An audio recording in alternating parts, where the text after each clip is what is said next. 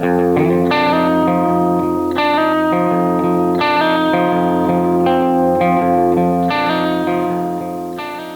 there, everybody. Welcome to another episode of the Cloud-Based Mayhem. All right, we're going to be in the throes of the Red Bull X-Alps here for a little bit. Just got off the phone, I guess you'd call it, the podcast recording with Simon Oberauner. I was surprised for some reason, didn't totally remember this, but Simon's first race was in 2017. I thought it was 2019, but he's now done the Red Bull X-Alps 5 times. And he's spent just about a decade pursuing this, along with a number of other races. He's done the X-Beer a couple times, or at least, and the Dolomite Superfly, and he teaches paragliding. He's got a business with Tommy Friedrich, the Red Bull X-Alps pilot, and he's never done worse than 6th in all of his 5 campaigns. Pretty remarkable. Was 3rd again on the podium this year, 2nd time on the podium, and had what he called the best race yet. Of course, the weather was pretty good, but it also had some pretty dicey stuff. You guys all saw the storm at the end of night number 1 and the crazy Fern on day number 2. So we talk about his highs and lows, how he picked such a great team. Those guys all had a blast. He had a really good team this year, and a couple of them have been with him since the beginning. But I get into how we can make the race better from the organization side, and all the turn points in the Via Ferratas. Got his viewpoints on that, why he keeps coming back to it, even though he's certainly checked the box and cracked the code on this race. And we talk about risk and just life in general. I had a blast. Simon is just universally regarded as one of the kindest people and sportsman in the race. He's always just such a pleasure to be around. He's always smiling, always happy. He has a really terrific attitude, and you could tell he's just loving it, and a lot of fun to be around. So it was great to get his take, as it's all still fresh. It's only been a couple weeks since the end of the race, and it sounds like he's pretty excited for 2027. Enjoy.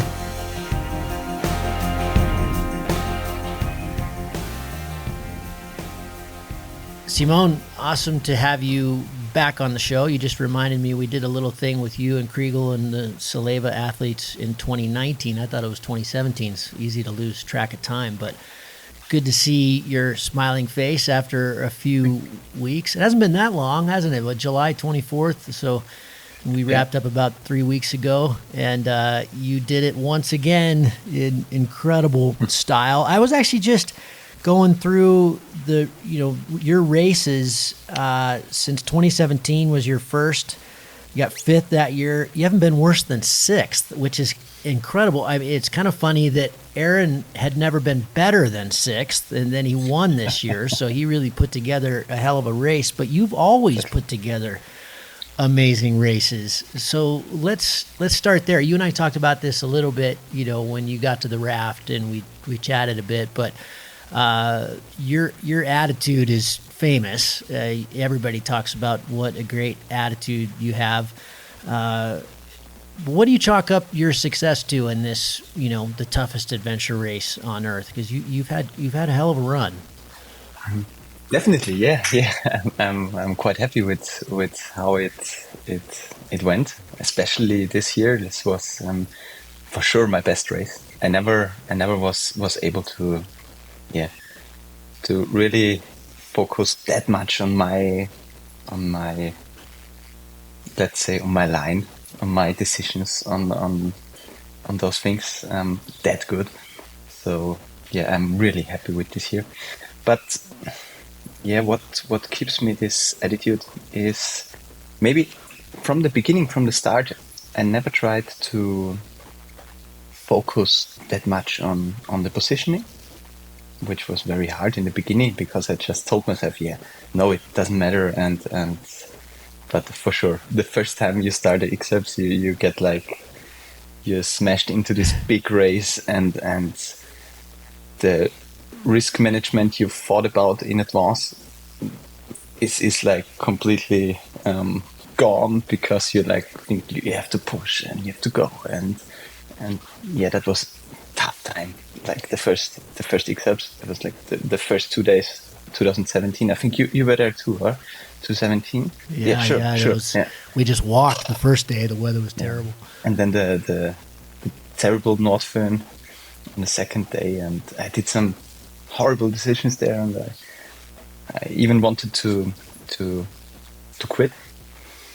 So really, yeah, that was very close for me. I really thought about it because of the risk.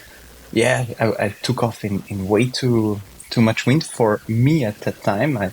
I was way above my comfort zone, and then I just kept on walking. I had my girlfriend with me, and she said, "Hey, let's just walk some meters and look tomorrow." And the next day was a very good flying day, and I could like focus on myself again, because I said, okay, I don't matter about ranking or anything. I just try to find my line and my spirit, and this kind of worked. And at the end, I was at the end of the third day, I was third. and then I thought, okay, now I know how it's working. And then next day I was in the middle field again, around 15th again. Okay, oh shit, okay, I don't know. It was up and down, and in the end it was 5th place, and I was super happy. And it was just a real big adventure. I really, it was the toughest. The 2017 definitely was the toughest for my body, because we walked so much. It was. Yeah, the weather was terrible. Yeah, and then we had to go through the flatlands of Turin. Wow. That was so tough. I always thought that's the nicest part, to fly there, and then we had to walk there. But yeah, I always try to enjoy the race. that's kind of. That's your secret. Just enjoy it. Yeah, but it's hard. Of course it's hard to enjoy. But if you think about it, you're training so much. You're putting so much energy in advance into this, in the organization, in the preparation for this race. So there goes so much in it. And then the race day comes, and a lot of people then, let's say, they just see the race and, okay, I have to perform. And I think, okay, I did so much, and now it's time for me to show what I can, for sure, and I want to show what I can, but I really also have to enjoy this, because I worked so much for it, and then for me this works, like this approach, and then I don't look at the numbers too much. And then I'm just happy to be there, because it's not like something you take for granted to be in a race like X-Alps. It's for me. I'm really happy to compete with the best in the world, and so maybe I just try to see the positive things about this, and maybe that's my secret. That's smart. But for sure, they're not just like only good things, for sure. So yeah. Tell me more about, in this race, when we first started recording there, you said that this was the one where you were really able to fly your lines, and that was really special.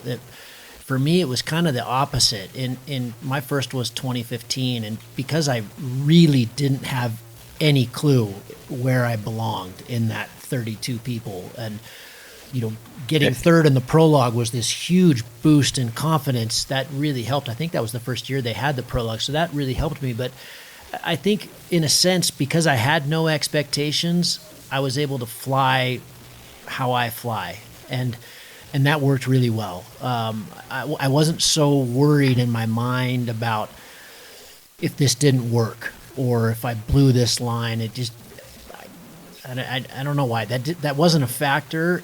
and then it became a factor in the future races, because in 2015 I did quite well, and then I had expectations, and then I had, in a sense, pressure, and that made it worse. And I never really got better with that. Yeah, I would do all the training, but I guess what I'm trying to say is I never really got back to flying my lines, to flying how I fly. It was because it became more follow the leader as they add more waypoints, but also it became, God, if I go 15K off course line here and follow the obvious sky, which you do as a pilot, as a good pilot, but I would start thinking, what if I fuck this up? What if I screw this up? It's going to be that much more walking. And it was really hard to get more in flow. I felt like I was more in flow the first time than I ever was. I mean, I had moments, but you seem to stay more in flow. But I'd be curious to hear why this year was it so special? Why was it so special? Because everything worked so well for me. Sometimes the things just you take decisions and they work, and then you get into a flow. But I definitely also had a great team this year. This was they worked really well. They had good spirit. They were motivated, and that's something that pushes you a lot. If you have good friends with you, and that's really good friends. Simon is there since 2017, since my first race, and Moritz, my main supporter, is there since 2019. He's always had a role in the X-Alps, and so they know how the race is, and they know if they are worried about things, or like, let's say, if they're a little frustrated because I'm maybe 30 kilometers now behind the leaders and things like that, they don't let me feel it. That's something very important, because for me, this time when sometimes I was behind a bit, like 30-40 kilometers, but I never saw it as a problem for me. So it was never, shit, I have to catch them, something. I just saw, okay, what possibilities do I have? How looks my fastest line to get there? And somehow I could concentrate on my flying, like I would fly at home, like I would go cross country flying at home, completely free and intuitive. This just worked out. One time I did a big mistake because I was feeling like very free and thought, this is a good line, and it's a little T-tour, but it could work very fine. And then in the end it worked. It was a shit line. It was, so these things happened. They happen often, but that's X-Alps. It never happens. Everything is working. This is for sure. But yeah, it was definitely the team. This was a very good team, and they did everything right. But we haven't been that much luck with let's say the health of my team, because in the first night there were like 4 or 5 teams at Platzwiese in the Dolomites parking, and let's say it like this. I heard in the night, 2 o'clock in the night, 2 a.m. around, and I heard a door from a van opening and closing, and then I heard somebody throwing up for at least half an hour, like really hard. It was. I thought, that poor guy, and then I thought, hey, wait, was that door at my van? and I opened the lodge and like looked down because I'm sleeping in the roof tent and looked down and saw there is only one person laying and it was my main supporter Moritz, and he looked me up and said shit, and I said oh shit. It's Mowgli, my physiotherapist, and he must have eaten also something not that good, and he was partying 2 days before the race a little bit, and he was just yeah. And then we were like, oh shit, will I get it also? Because in you cannot like quarantine somebody in this race, and he was really not feeling good, but he knew I needed him because he's like a really good physiotherapist, and we need him in the team because he's just spreading good vibes all the time.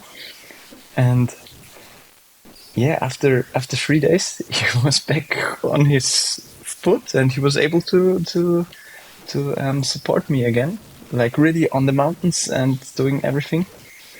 So yeah, well, I'm super thankful for them. Briefly, I mean, not to be that brief, but how many people on your team, and what are the roles, and how did you choose your team this time? Obviously, you've had the two you just said have been with you mostly since the beginning, but talk about that a bit, because I imagine a lot of people listening, this is a dream, right? Maybe someday I'll be able to compete in the Red Bull X-Alps, and I think it's important. The team is obviously so critical. They're kind of the unsung heroes, and you had a really good experience. How did you put it together? What does everybody do, and what are the roles? Okay, yeah. So let's start with the main supporter. That's Moritz Kampelmüller, and he's a very good friend of mine. I met him just before I started flying. So we have a very good friendship going on. We did a lot of adventures together, so he knows me in extreme situations. When did you start flying? So that's like very... Okay. 2012. Okay. 2012. Yeah. And he didn't start flying, but I think it was 2017 or 2018 around, when I was at the first X-Alps, and then he realized, this flying looks really nice, what I'm doing, and then he had a little injury at his finger, and then he said, I cannot climb at the moment because he was climbing a lot. Can you teach me how to fly? And I said, okay, let's go. And I sent him to the flying school, which I own now, and then he started the basic course, and then I took him, let's say, under my wing, and then I taught him a lot, and then he started to enjoy it really a lot, and then he put a lot of effort in it. So he knows how to fly. He really knows how to fly big triangles, and he's very fit, and he knows how the game is going at X-Alps, how it works. So there's Moritz, and then there's my physiotherapist. So this is Mowgli, who was sick. I met him, also, I think he was in 2021, was the first time in 2021 that he was with me. And it was over a friend. And he was like I was looking for a physiotherapist, and then we got in touch and we met, and there was like really good chemistry. He was such a nice guy, and I thought, cool, this could work really well. And then at the race, he was full on fire and always there, and What is your physiotherapist doing? Are you getting massages and stuff at night, or what are they taking care of? He's gotten not the approach with massages. It's not his thing. Sometimes I wish I get a massage, but he's more like he's bending me a lot, and and pushing trigger points at the muscles. And he really knows my body and my problems. Sometimes I get some knee problem, and when I get this knee problem, I just look at him and say, I feel my knee, and he, shit, okay. But after 10 minutes, it's gone, and most of the time, it's gone for the whole race.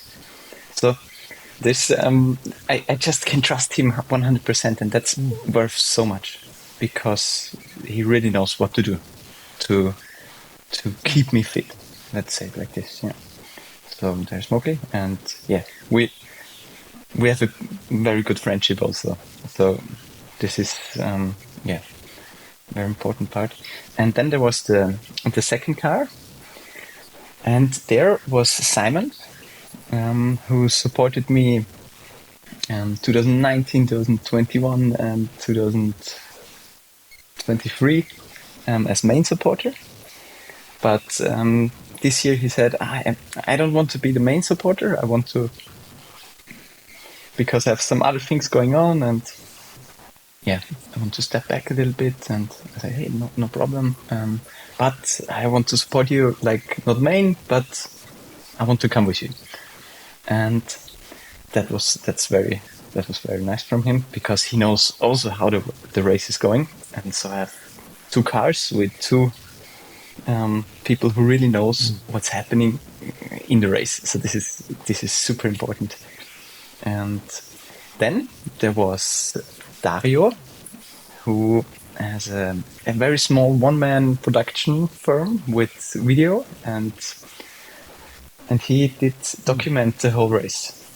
And he did a really great job. And it's the first time I had somebody really for media and for documenting it, and this worked super nice. And I met him at some smaller races in our area, the border races in Austria. Maybe you know them. It's like hike and fly competitions, 33 hours.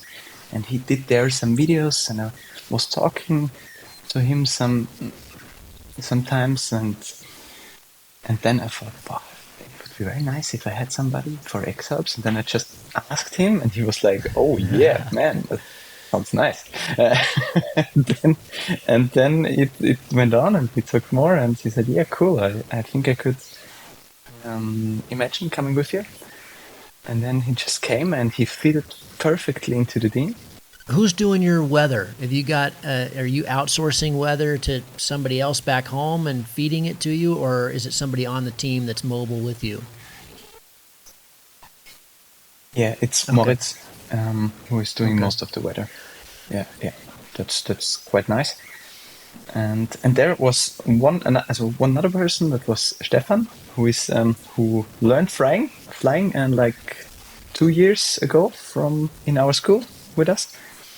And he's kind of an adventurer, full adventure guy. He is very often in Africa, and with his small Lada. Maybe you know Lada, the small 4x4 vehicles.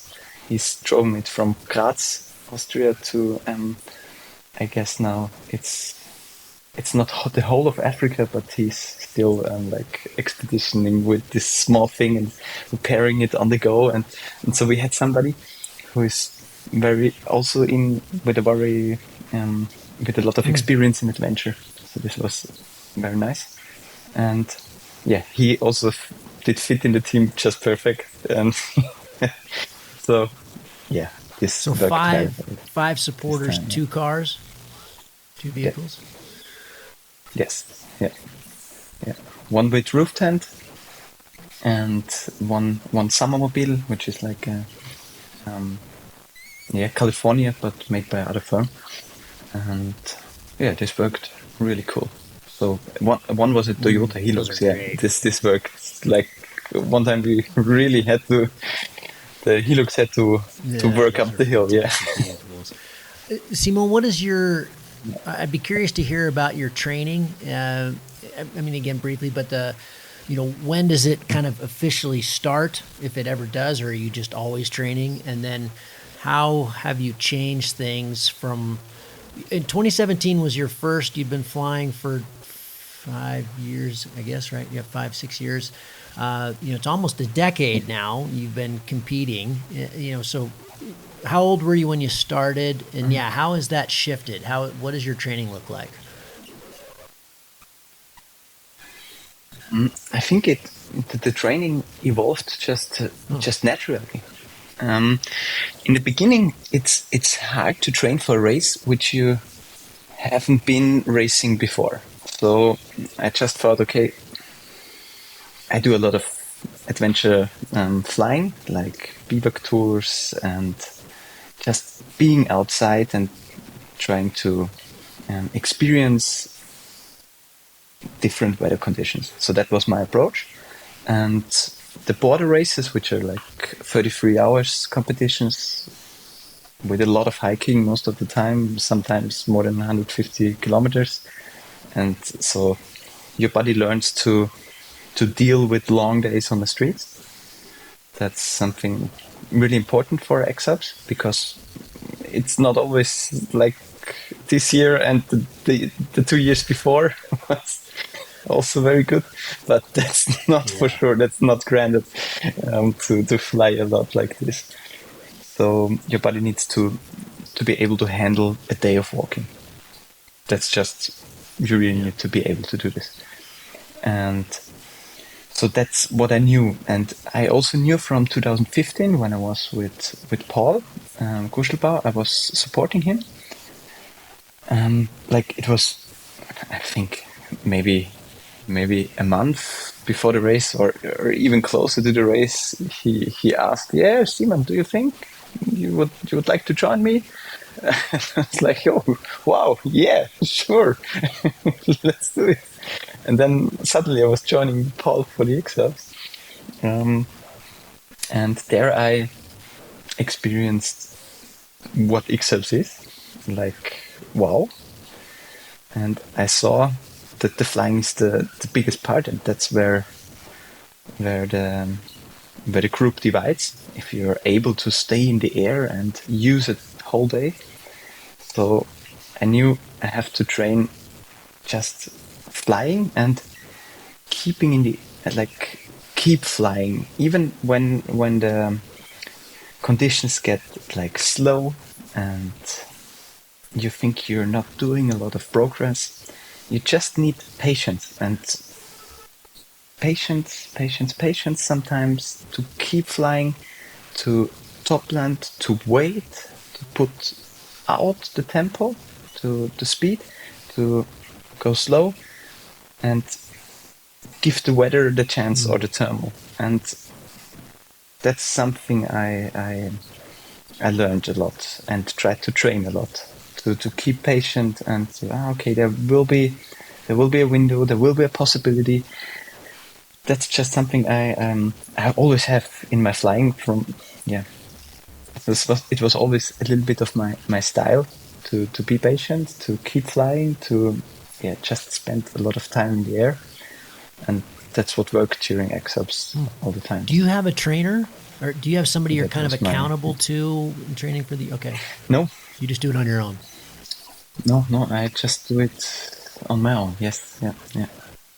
What would be, you supported Paul in 2015. Imagine being a supporter I've never been a supporter, but when I watch it now, as I have the last two editions and seen it kind of from the other side, I wish I had. It seems like you really learn a lot, but for those listening who are, maybe they've done like the Board Air, other smaller hike and fly races, but they've got their eyes set on X-Alps. What are say 3 things that you think are really important to understand about the race or to prepare? What are the kind of key things? Because like I said, you unlocked it right from the beginning. You seem to have unlocked the Red Bull X-Alps code in a sense. Yeah. Okay.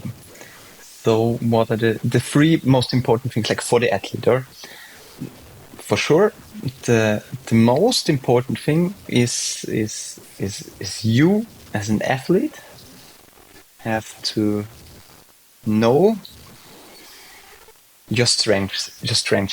Let's say it like this: where are you good? And if it's flying, then it's maybe this is the crucial thing about X-Alps. You just really need to be good at flying. So the flying training is the most important part. This is where most of the energy should go. Don't try to plan everything in advance, because you can't. Train for the unexpected, or train the adventure. A little bit like this. I hope it's understandable.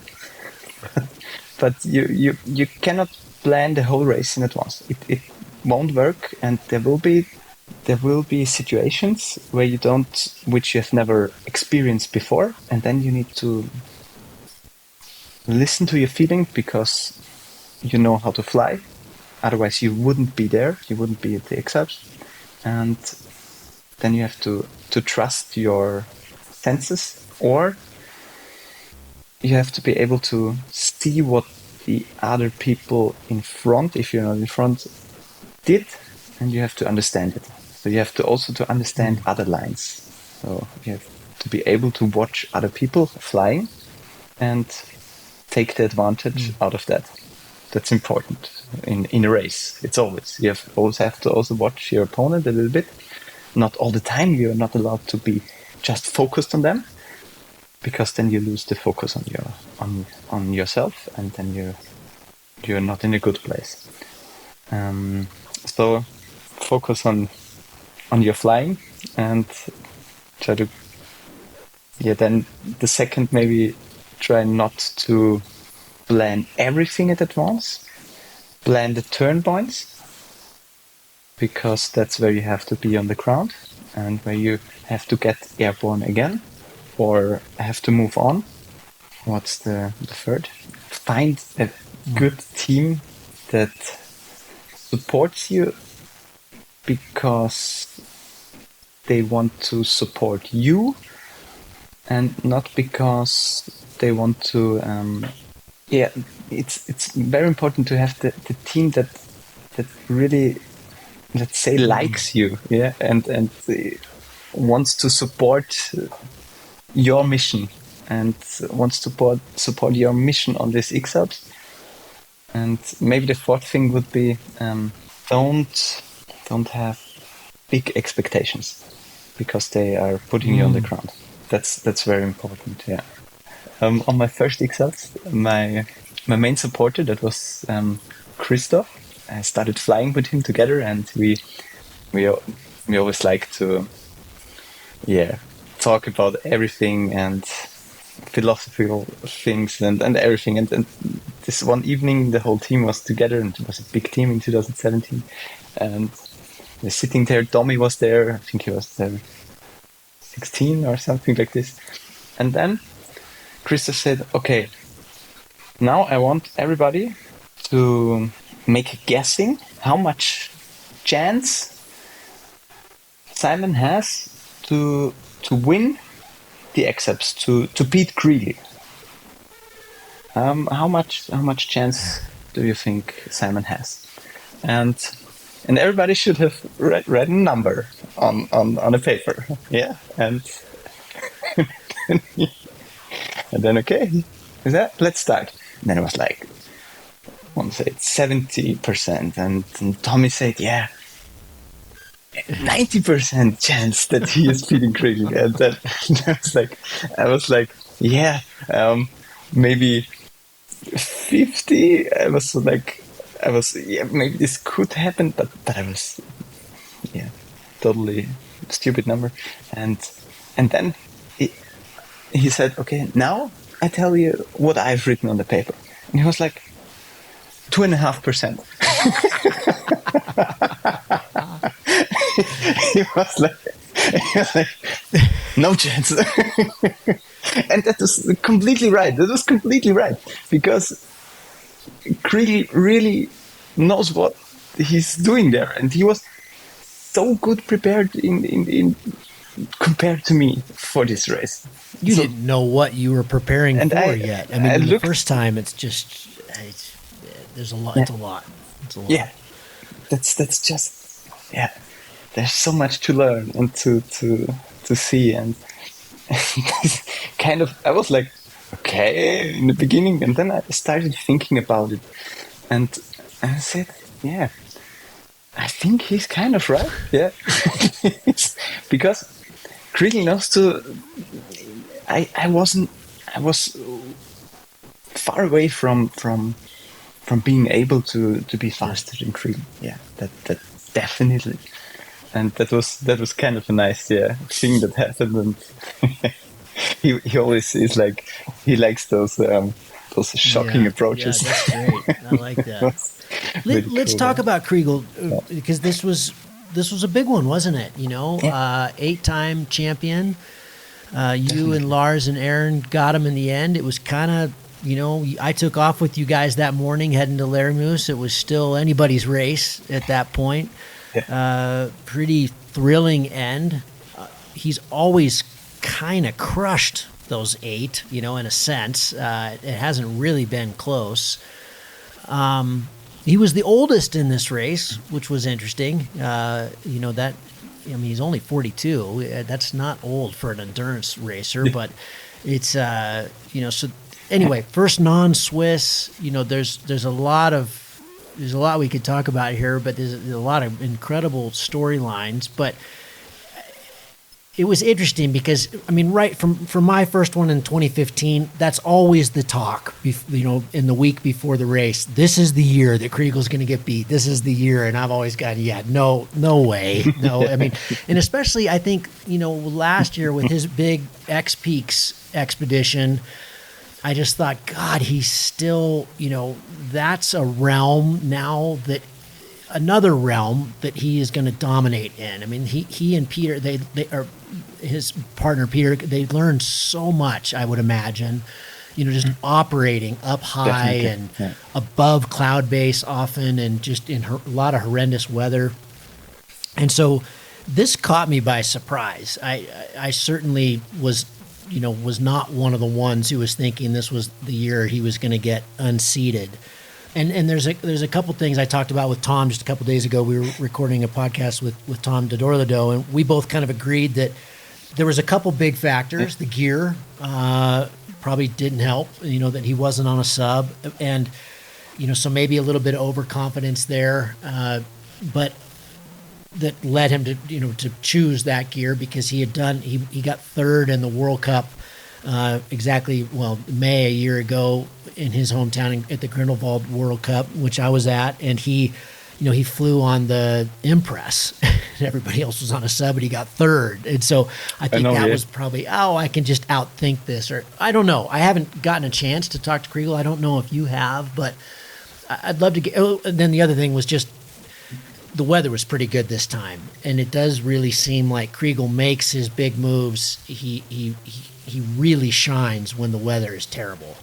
And we didn't really have much bad weather, other than that day 2, but there wasn't a lot of separation that day. So we'll talk about day 2 here in a bit. And I want to talk to you about the storm night 1, because you chose a different way down that night. Mm-hmm. So we'll talk about that. But I'd love to just get your thoughts. I think everybody would. What happened this year? What happened this year? Yeah. I think Chrigel did a lot of moves to get away, to push away. It's maybe like the Tour de France at the moment where one tries to sprint away and tries to break away from the crew, but the peloton really worked great. Yeah, we always catched him again, so we had him again, and maybe there was also some luck missing, and sometimes he pushed too hard and maybe too fast, and then we catched him easily, and sometimes he really had problems. And I think comparing in thermals, he was not climbing that well. That was, I guess, a big factor. I really have to say that you could feel it, because Chrigel is an excellent thermal fly. When you fly with him, he's he really knows how to handle and how to do it good, and he most of the time also comes out top. And this time was different. Maybe I also gained a lot of experience, but you could see, okay, he's struggling to get away, and we had no problem like leading, and so he had to follow again, which is not his thing. You know, he doesn't maybe like was, that. Was does he? not, He likes to be out in front. Yeah, yes, yeah. Normally he's like, if he's in the back, then he sometimes there were X-Alps races where he was like 2 hours on a thermal day behind, and then he boom started the turbo and was in front again. So that also happened, but this time he just couldn't break away. So that was the one part, and for sure we had good flying weather. So there was not this this extreme weather situation where we couldn't fly efficient, because he knows how to fly efficient with a lot of wind, and maybe we all learned to do that more, to use strong conditions or heavy conditions like föhn winds. I think we all gained a lot of experience during X-Alps races, and now we know how it works a little bit, and where you can fly and where you should not fly, and what to expect. Because it's always hard when you don't know what to expect for certain conditions, and then you cannot fly, because it's if you don't know what's coming or what is the possibility of when I fly there, then you cannot fly efficient. And maybe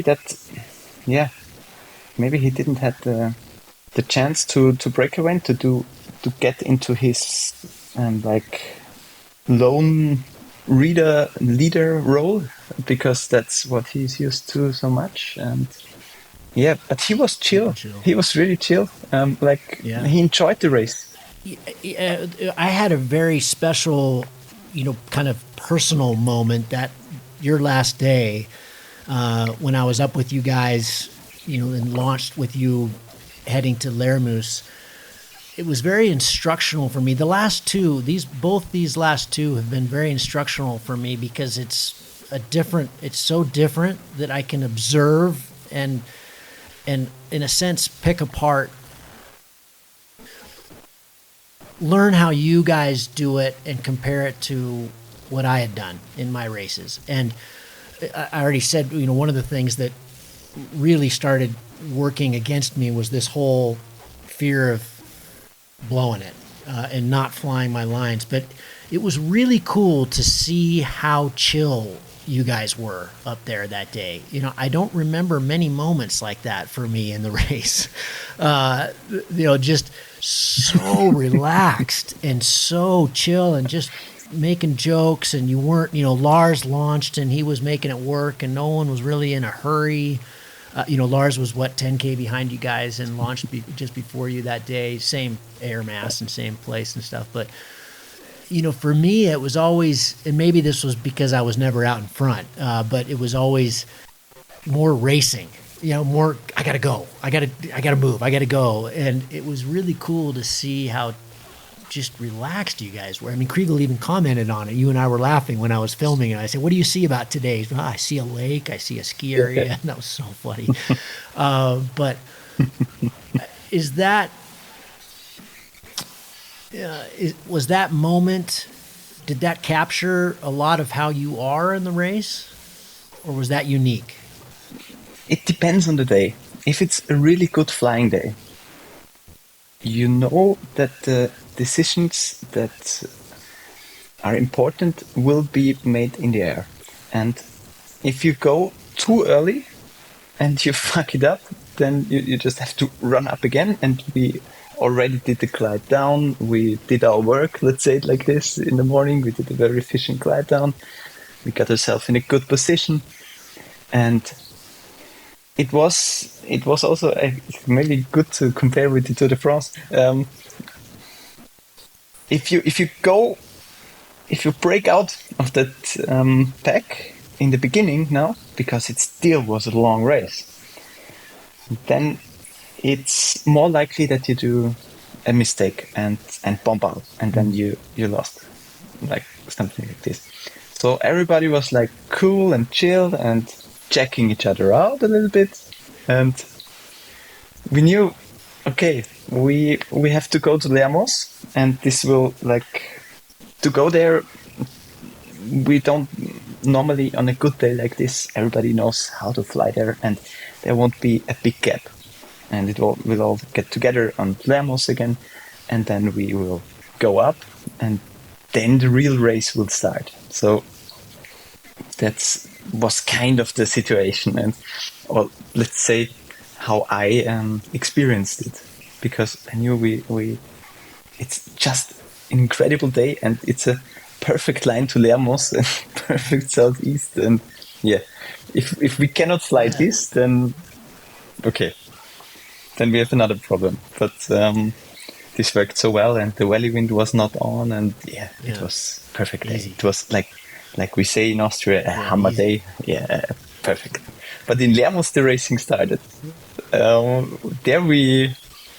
It started slow up the hill, and slowly we started to push more and push more and push more, and then I suddenly became nose bleeding from the morning, because in the morning I had something in my nose and tried to pull it out and accidentally cut it with my nail, and so I had nose bleeding in the morning, but then it went away, and when we walked up, and then we got really fast, suddenly my nose started to bleed very, very intense. Shit, what do I do? I didn't have anything to put inside my nose or anything. I looked at my supporter at Moritz and said, "Fuck, my nose is bleeding." He was like, "Oh fuck!" And then I took and he took his cap, a running cap like this, and he was like, "I only have this," and it was completely wet from his sweat. It was a completely wet cap. I was like pushing it on my nose. Gave him one walking stick and pushing up. And I said, "Okay, now I'm not losing them now," and kept on pushing. And on the takeoff, Lars gave me some toilet paper. I put into my nose, and that worked. But there we took off like in 2 minutes or something like this. It was like, okay, laying out, but still in a controlled and not hectic way. Because when you learn one thing at X-Alps, it's if you like go racing, this most of the time leads to maybe one small mistake where you forget to put your barrier, or to if you have one little mistake that can cost you so much more. So you always have to stay like a little calm at the takeoff. Okay, do I have everything? Okay, I can go. So that's a very important thing, and so the takeoff should always be calm, because you go flying, and you just need to have everything. So that's always, for me at least, and it was also for everybody who was at the takeoff there, like Aaron, Lars, Chrigel. So, okay, chill.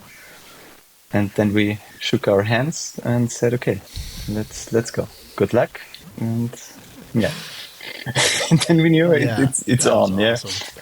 And truly a photo finish. I mean, watching you and Lars come in with about 10 seconds to one another was just you saw how excited I was on the top. That was just unbelievable. Simon, you had a different take. So night one, we had that huge storm up at the Sexton turn point, and we're all huddled underneath that roof, and it was just dumping hail and nasty. And then a brief break, no hesitation from Chrigel, and you guys all start hiking out there, and so we're all basically running out in the hail, and a handful of those guys took off, and they did not make it look good. It was, we had video of that, and they ended up getting a penalty, but you didn't. You Maxime had already walked down, and you I saw you. You looked and just kept going. You just walked down. I'd love to hear two things: that decision, why, but also there was a lot of chatter this year on the social media, and I don't know how much you were aware of that, but David Sesudeli had that pretty wild launch that went totally viral day 2, and there was a lot of couch chatter, that it's gotten too risky. It's gladiators versus adventure. I have a very specific take on this. I don't agree with any of that, but I would love to get your thoughts. I mean, to me, it's been that since 2003. It's always been that. We're just doing a much better job of showing everything now, not just us on the organization side, but everybody. You have your own media person. A lot of the teams do. Anyway, I've asked a lot there, but I'd love to get your thoughts on this. Yeah. So the first day with the thunderstorm, there I was seeing everybody taking off, and it looked awful. Yes, because the wind was not out of a good direction. The terrain was shit for taking off. I mean, even Chrigel ran like. That was awful. He made it look bad. Like he would never take off. And it's like, fuck, what is this? And everywhere the hail, there was the hailstorm before, and it was all white. It was just shit. And I thought, no, first day X-Alps, my legs are fresh. I walk down, and then I started walking down, and then it also was very slippery. It was really slippery to walk down in this hail, and walk down, and then I checked the conditions again. I was like, okay, shit, boy, I have perfect wind there. It got clearer. There was no sign of rain at that moment at all, and I was like, I looked at my supporter and said, hey, this looks good. This looks good. Am I missing something? And I was like, it was shit. You're right. It now it looks better. And then I took off like 200 meters of elevation down, and then it was perfect for flying for me. In the end, there was a little bit of rain when I landed. Oh, I didn't know you took off. I thought you walked all the way down. Okay, so you just walked down a little bit and then took off. Interesting. No, okay. Yeah. Because then, for me, down there, it just looked way better, and it worked super nice. I just took off, and on the way down, when I flew down, I just looked in the valley where I should have been walking, or I could have been walking, and where my supporters then walked, and there was like it was all a big river. It looked like, it also looked not nice to walk there, and so I was really happy to took the decision to fly. But of course there, it was not next to us. It was a couple of kilometers away. When I landed, I also heard like far away a thunder and things like this. And so, yeah, I also maybe could have walked down, but in that moment I saw it's safe, and it was for me. I didn't felt it at the top where the others took off. So for myself, I just took the decision that this is not cool for me.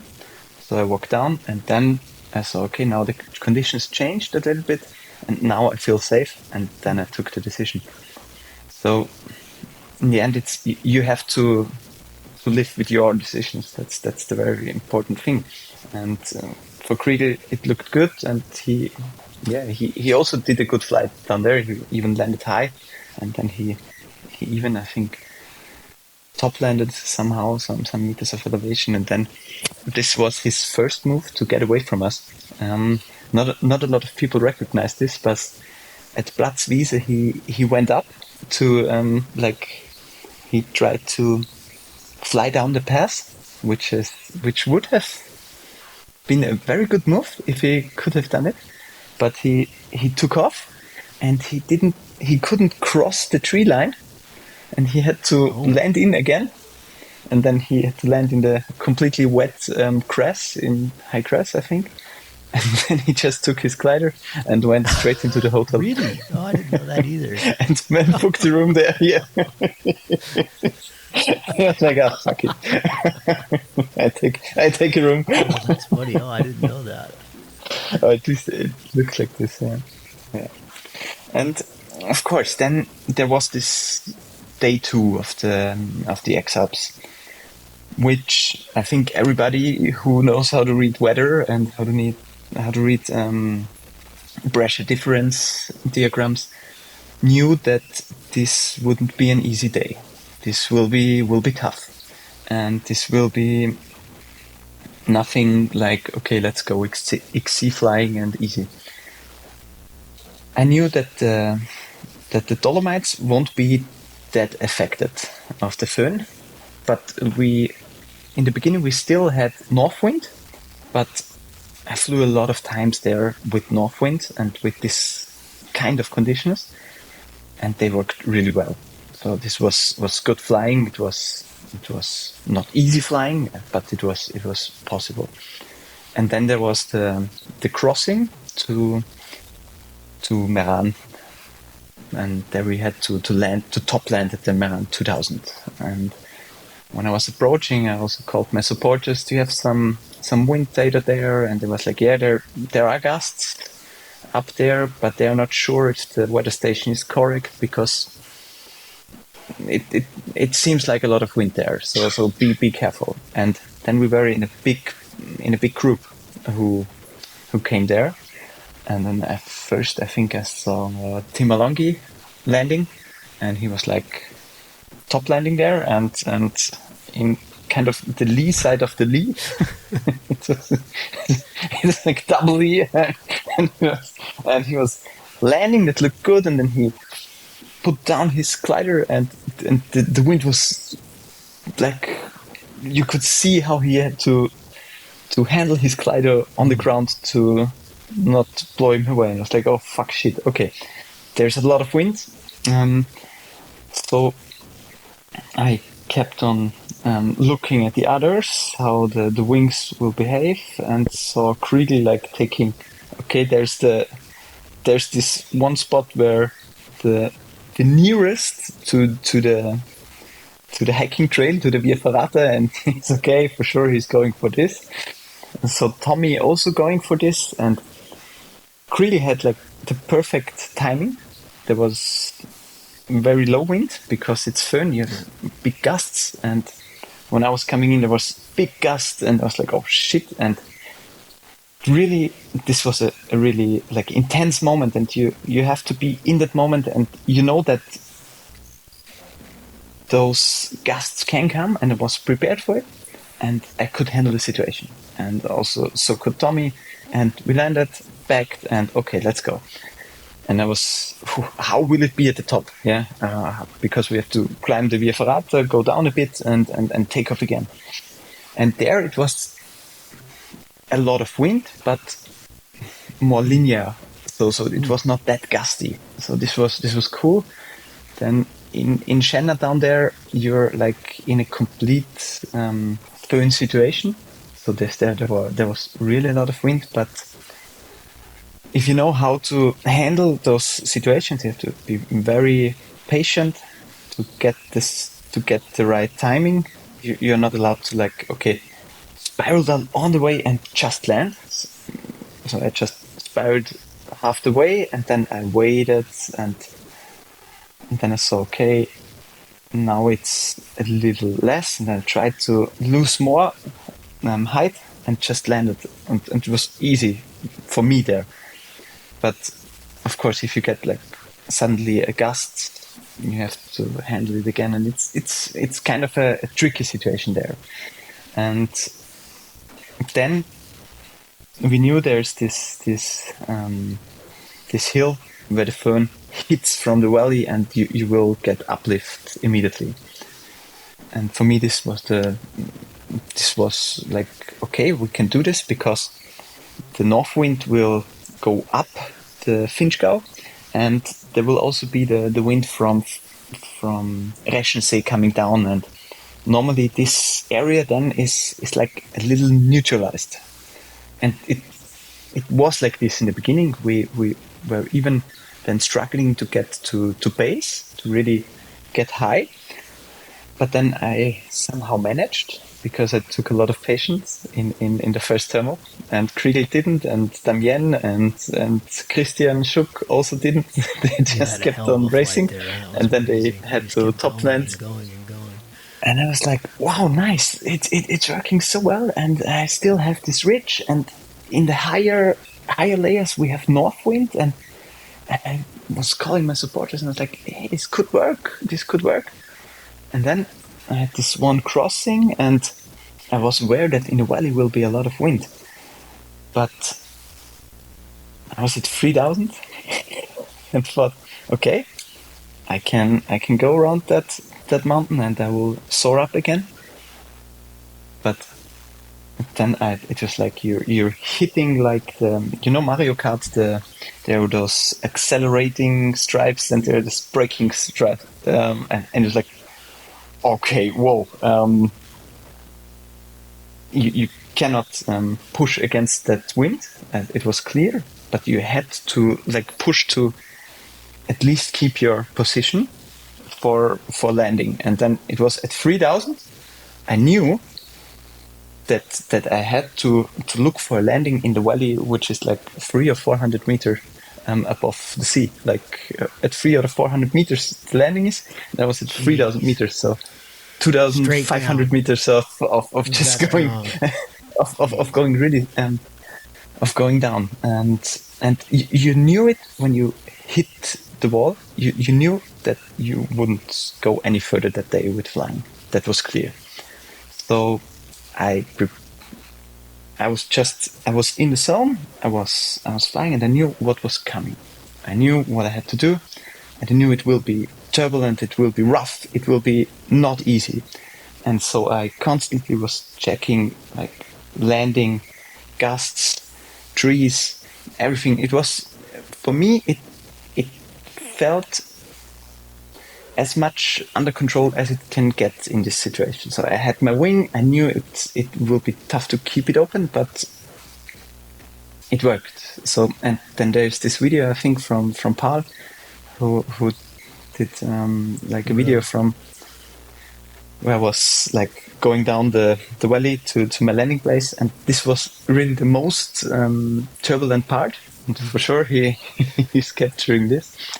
And so when I saw it on the video how it was looking, it didn't felt like this for me. That's funny, because for me it felt very under control, and it was. I could land it and I could catch every collapse and reopening it, and so that was manageable for me. It was on the edge, definitely, but I also, I don't really train. You cannot really train those situations, but you can train flying in high in wind situations. And through my experience, or through the years, it will happen for you to land in heavy valley wind and in this situation, so and that and this. And so for me, this didn't felt like a completely new situation. So I knew what was coming, and I knew that I was able to deal with it. The problem is if you're under the wing and you think, oh fuck, what is this? I'm stressed, and then it's getting really dangerous, because then most of the time you're not seeing anything but fear, and then it's dangerous. And when you look at that video, you see what would happen if I was in this situation, like and shit, I would never do that. Fuck. And I can see both sides. Yeah, I can see both sides, that people are like, oh fuck, what are they doing? And but they cannot look inside me, and they don't know what I put into the preparation, into the race, and that I'm like, doing a lot of flying and really a lot of stuff to handle those situations. and of course you're not allowed to do this Sure. like all the time and keep pushing, and that's not what I want to do. And I wasn't expecting like a wall of wind like this, and nobody was expecting. And the funny thing is, everybody knew that I got pushed down, and Chrigel was thinking, yeah, I just thought you did a little mistake in approaching the mountain. And I was like, yeah, I think that wasn't the right approach to this mountain. That's just boom. And he was like, yeah, that was boom. And yeah, so we had to land there. I mean, I don't know about you. I have more opinions about this, but it's, to me, I don't think the race is getting more dangerous. It's paragliding. It's dangerous. It's always going to be dangerous. Competition makes people do dumb things. You know, you have decisions like you did at the end of night one. You know, okay, is this worth it? But that's up to you. It's not up to anybody else to decide that. And then without those moments, you know, without the wall of wind and the straight down and landing, it'd be less of a race for you personally. I'm imagining, you know, these are part of what makes this race, this competition, this experience, this adventure so worthwhile to me. I mean, those are the moments that we live for. I wouldn't want to do that every day. I wouldn't want to train for that too much, you know, because at some point your time's going to come. You know, you can't just fly in that stuff all the time. But like you said, but it's, you know, I bet you walked away from that pretty nervous, probably breathing a little heavy. You know, your heart's rate, but you're also kind of like, yeah, you know, I got it. This is why I'm here. It's not just to have the great flights. It's to have it's to piece together these hard ones, right? Yeah, I mean, flights like this, it's not, if they are not happening, sure. I'm happy also. Yeah, because it's not that fun. For sure, we know there's more risk and involved, and we cannot see the wind, and we cannot see turbulences, and we can just feel them and react to them. So if we would see the air, I think we would not go flying in a lot of places. Definitely, because yeah. So that's the one thing. There was this one saying of Chrigel when we did the Dolomiti Superfly, and it's not so much meteor on this race, and there was at least this kind of conditions, but we were a little more protected from the northern, and when we were landing at the next turn point, he did say on German, he did say, ja, das hätte es jetzt nicht mehr gebraucht, which means yeah, this part was not necessary. So I would have been happy if it wouldn't been like this. So he was also like on his limits and flying there on the edge. And so we know that conditions like this are flyable in a certain way, but you have to be so cautious and so aware of the conditions and of what could happen. In conditions like this, if you're 100% focused, it's like driving on a racetrack for a racing driver. If it does a mistake, it can happen. You have a crash, and then you know what I mean. It's a racetrack isn't safe as well, and people go racing there, and that's the racetrack for us is the Alps, and if you say, okay, we need rules that forbid there is this weather and people cannot fly, then it won't be X-Alps anymore. Then it's a different race, and it's also cool. I like different formats, and why is there not another X-Alps. And I think Paul is thinking about things.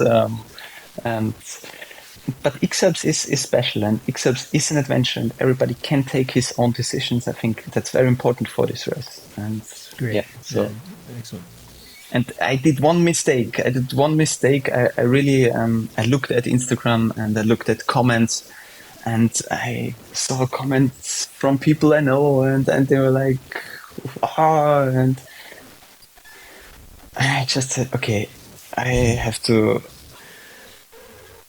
get my phone away, and no Instagram for me. And the next time I looked at social media was at the Mont Blanc area, because my video guy Dario was walking with me, and he was like, "Hey, did you see the last summary of the last day?" And I was like, "No, I haven't looked at Instagram a long time." And he was like, "Yeah, look at it, what I did." And I was looking at it, and I was like, That's "Wow." cool. He did a really amazing job in putting all together, and I was like, looked at him and said, "Wow, great work," and motivated me a lot. Yeah, but I just looked at the stuff I posted. So Yeah, I think that's posted. very smart. There's quite a gallery out there. I mean, if I looked at all the bad comments about our live shows, then I would be so crumpled I'd never be able to speak again. So it would just damage my ego too much. I would never be able to do my job. Simon, I have a lot more questions here, but we're up against our time here a little bit. So I want to ask you, you've seen the race both ways, forever and ever. It went to Monaco. You got to experience that specialness.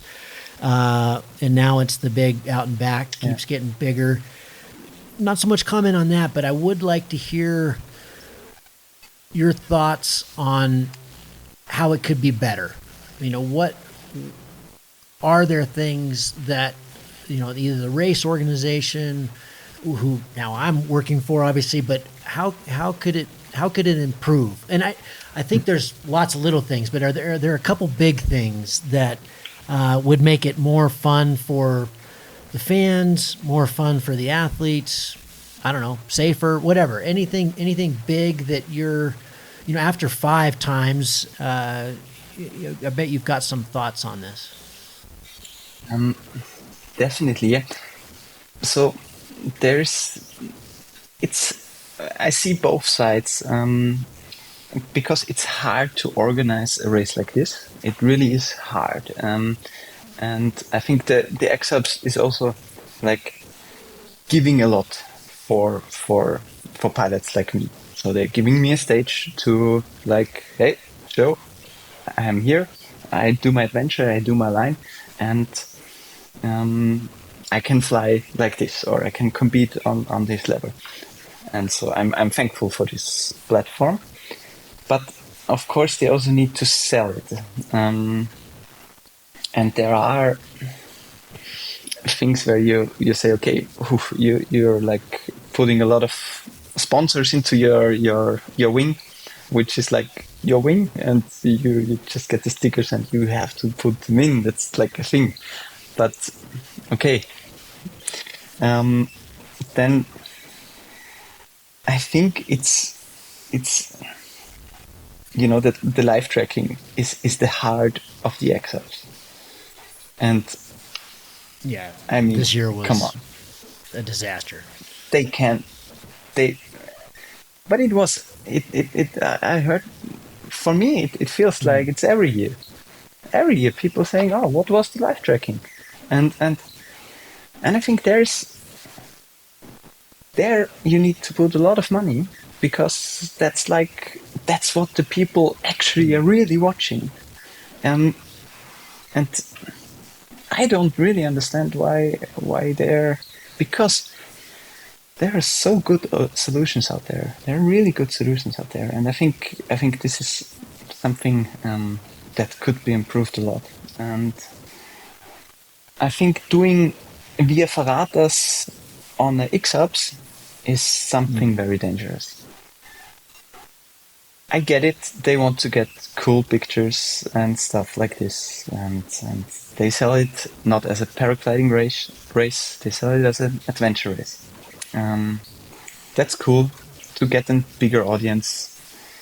But you have to consider that in the Alps, conditions are not always right for via ferratas. And they can be not right for via ferratas for a long time. So this is something unfair for people, because when there's a thunderstorm, and then who decides, is it still okay to do it, and is it not okay to do it now? And there were some situations really on the edge, and yeah, talk to Chrigel about it. I saw the video. I think this was maybe the most dangerous situation for him, I guess, because you cannot do anything about it. You kind of have to do this via ferrata, and I don't think this is cool. This is so it's not that I don't like to climb a via ferrata. That's not the issue. It's just not really safe for everybody, because sometimes the weather is like this, sometimes like this. Maybe this is very important. And then the more and more turn points you get, the more the route is given. So and it will always stop the race for a moment, which makes it a little more thrilling to watch, and it's harder to break away. So maybe that's even a good thing, but not sure. So I liked it when there were not a lot of turn points, because this was allowing a lot of freedom to choose routes and different things. And I think this was also very exciting to watch. And so yeah, I guess there are a lot of things you can improve in a race like this, and I think it's important to give the pilot a good to value the pilot. That's very important, I think, and of course you have to value the sponsors also, because they give the money, they give the possibility to do a race like this. But don't forget the pilots. Yeah, like you said, I think very eloquently you said it. I think what often gets lost in the chatter and the complaints is, understanding what it takes. But you've got to get that balance right. And I think that Tom and I had pretty similar views as what you're saying here. I think we've lost. We could gain safety and adventure by removing turn points and having more. I remember I think it was 2015 when Nick Nanens just started going off into space. I mean, he went so far north of where everybody else did with his block of cheese and his mom, and it was awesome. Yeah. And he kind of made it work. Yeah. And he kind of didn't matter. And then you interview him, what are you doing? I'm just having fun, and it was so cool. I mean, he went like 3 passes north of where everybody else did. And what is he doing? And I remember that. And then what was it in 2017 with the lakes and Paul's route? Way south. Super cool. Super nice. Super cool. Yeah. So I think from a spectator standpoint too, that's really fun. And at the same time, we also understand that that's where a lot of the money's coming from. In these turn point sponsors. So I get it. I see it now. Working for the organization. I mean, I'm not involved in any of that. Obviously, I'm involved in just videoing you guys, but it's it's. I understand how difficult it is. It is the greatest platform. It is an incredible opportunity. But I agree with you on all points there. I think you can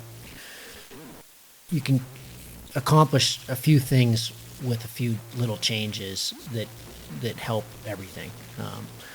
Certainly the live tracking is a good start. But Simon, I have just so enjoyed watching you and spending time with you and delivering pizza to you. That was a blast.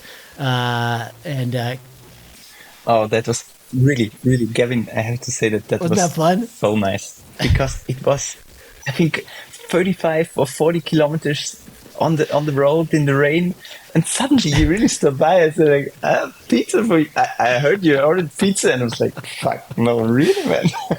And it was really good pizza. And poor Chrigel got the shaft. I don't know if you saw that whole video that we produced from that, but Aaron just was too generous, and Aaron and his supporters took a bunch, and I looked in the box right before I delivered it. It's 2 tiny little pieces, but it was great. His reaction was terrific. It was so much fun. But well, one more question. I'm assuming you're going to do it again. Is it still too early to know, or? It's a little too early to know, because, of course, I have to talk to my supporters. I, of course, need them if I want to do it again. And you always have to. We all have a certain energy level, and like we have energy, and you take a lot of energy and put it into X-Alps. So there are always parts where the energy is missing. That's something you always have to consider. But I think if everything is right, I would love to do it again. Well, that's good to hear.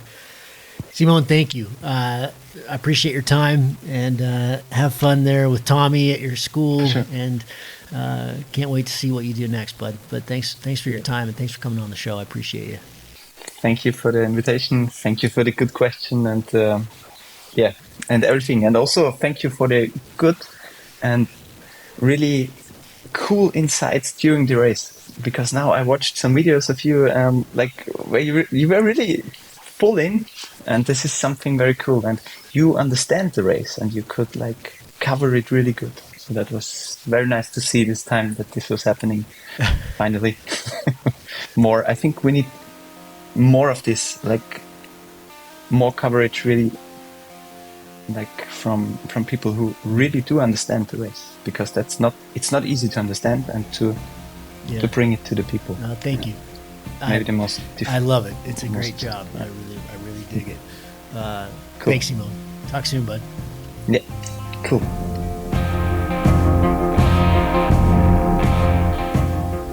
If you find the Cloud-Based Mayhem valuable, you can support it in a lot of different ways. You can give us a rating on iTunes or Stitcher, or however you get your podcast. That goes a long ways and helps spread the word. You can blog about it on your own website or share it on social media. You can talk about it on the way up to launch with your pilot friends. I know a lot of interesting conversations have happened that way. And of course, you can support us financially. This show does take a lot of time, a lot of editing, a lot of storage and music and all kinds of behind the scenes cost. So if you can support us financially, all we've ever asked for is $1 a show. And you can do that through a one-time donation through PayPal, or you can set up a subscription service that charges you for each show that comes out. We put a new show out every 2 weeks. So, for example, if you did $1 a show and every 2 weeks, it'd be about $25 a year. So way cheaper than a magazine subscription, and it makes all of this possible. I do not want to fund this show with advertising or sponsors. We get asked about that pretty frequently, but for a whole bunch of different reasons, which I've said many times on the show, I don't want to do that. I don't like having that stuff at the front of the show. And I also want you to know that these are authentic conversations with real people, and these are just our opinions, but our opinions are not being skewed by sponsors or advertising dollars. I think that's a pretty toxic business model. So I hope you dig that. You can support us. If you go to cloudbasedmayhem.com, you can find the places to support. You can do it through patreon.com/cloudbasedmayhem.